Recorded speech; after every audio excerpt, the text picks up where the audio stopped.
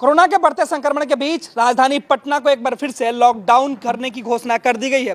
इस बीच क्या खुले रहेंगे, क्या बंद रहेंगे, उसकी चर्चा कर रहे हैं। 10 तारीख से लेकर 16 जुलाई तक ये लॉकडाउन पूरी तरीके से प्रभावी ढंग से लागू रहेगा। यानी सुबह 6 बजे से 10 बजे तक आप जरूरत के जो सामान है उसकी खरीदारी कर सकते हैं। इस बीच तमाम सरकारी और जो केंद्र सरकार के, राज्य सरकार और भारत सरकार के जो कार्यालय हैं, सरकारी दफ्तर, वो बंद रहेंगे।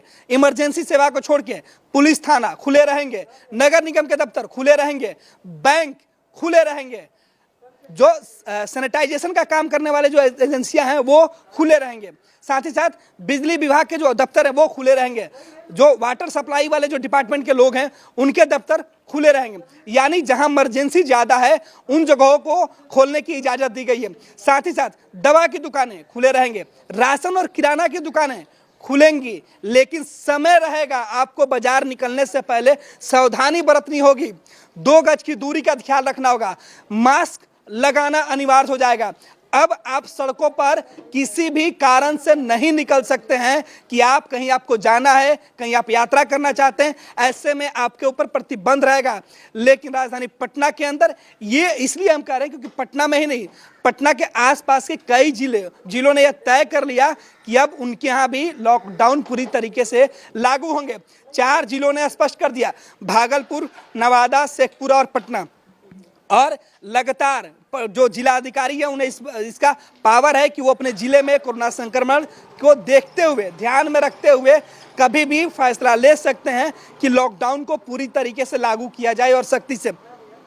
अन्य सेवाएं, जैसे लॉकडाउन 1 की जब घोषणा हुई थी उस समय जिस तरीके की पाबंदियां थी, जो सख्ती था, वही इस समय भी लगे रहेंगे। यानी अब आपको पहले से ज़्यादा सचेत रहने की ज़रूरत है, अब आपको ज़्यादा जागरूक रहने की ज़रूरत है, क्योंकि लगातार अनलॉक 2 में कई जगहों पर भीड़ भाड़ वाले जो माहौल थे वो बन रहे थे, लोग अपने घरों से बेकाम के निकल रहे थे। ऐसे जगहों पर अब जाने की मनाही रहेगी। मंदिरों को लेकर भी खासा गाइडलाइन दिया गया, कहा कि भीड़ भाड़ वाले जगहों पे प्रतिबंध जारी रहेगा। यानी मंदिर मस्जिद में भी अब सामूहिक तौर पे आप पूजा या फिर नमाज नहीं कर सकते हैं। ये तमाम जगहों पे जो प्रतिबंध है वो लॉकडाउन की तरह, जब लॉकडाउन 1 लागू हुआ था जिस समय, उस समय जिस प्रकार की जो पाबंदियां थी वो लागू रहेंगे। यानी कुछ जगहों पे छूट है, जो जरूरत के सामान है। हाय तौबा मचाने की जरूरत नहीं है। बाजार में इस घोषणा के बाद, लॉकडाउन की सूचना के बाद आपको पैनिक होने की जरूरत नहीं है। तमाम आपके जरूरत की चीजें आपको मिलेंगी, क्योंकि जब लॉकडाउन की शुरुआत हुई थी उस समय भी कई जो जरूरत के सामान हैं वो आपको मिल रही थी, वो इस लॉकडाउन में भी मिलेंगी। आपको अनलॉक में जो सुविधाएं मिल रही थी उस पर प्रतिबंध लागू रहेगा। यानी पटना में रहने वाले लोगों के लिए बड़ी खबर है, उनके लिए सूचना है कि अब कोई भी सार्वजनिक कार्यक्रम में वो नहीं कर सकते हैं, सार्वजनिक कार्यक्रम में हिस्सा नहीं ले सकते हैं। ऐसे में लॉकडाउन कि जो सख्ती से पालन करने का जो अधिकार एक बार फिर से पुलिस के पास जाएगा।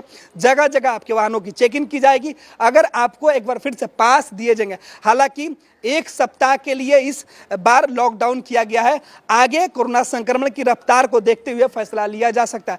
फिलहाल पटना के जिलाधिकारी कुमार रवि ने जो फैसले लिए उनमें इन बातों का उल्लेख किया गया है। हालांकि अभी भी कई जगहों पर लॉकडाउन बढ़ाने की बात चल रही है। कई जो जिला अधिकारी हैं बिहार के अन्य जिलों के, वो भी इस तरीके के फैसले ले सकते हैं, क्योंकि बिहार के अंदर कोरोना संक्रमण की जो रफ्तार है वो काफ़ी तेजी से बढ़ रही है। ऐसे में रोकने के लिए, संक्रमण की रफ्तार के ऊपर ब्रेक लगाने के लिए लॉकडाउन अति आवश्यक है। कई लोगों ने पहले से ही लोगों की मांग थी कि एक बार फिर से बिहार के अंदर लॉकडाउन किया जाए, क्योंकि संक्रमण रुकने का नाम नहीं ले रहा था। संक्रमण की रफ्तार है मुख्यमंत्री आवास तक पहुंच गई थी।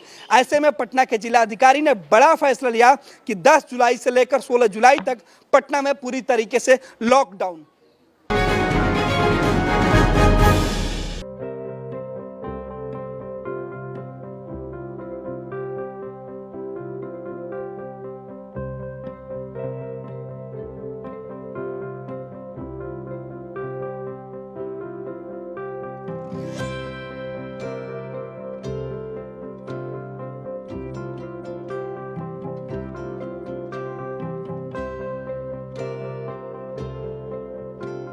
एक जिंदगी बचाने वाले को हीरो कहते हैं और 1000 जिंदगी बचाने वाले को health care worker. Our heart never hardens, our temper never tires. Our touch never hurts. We value what we do.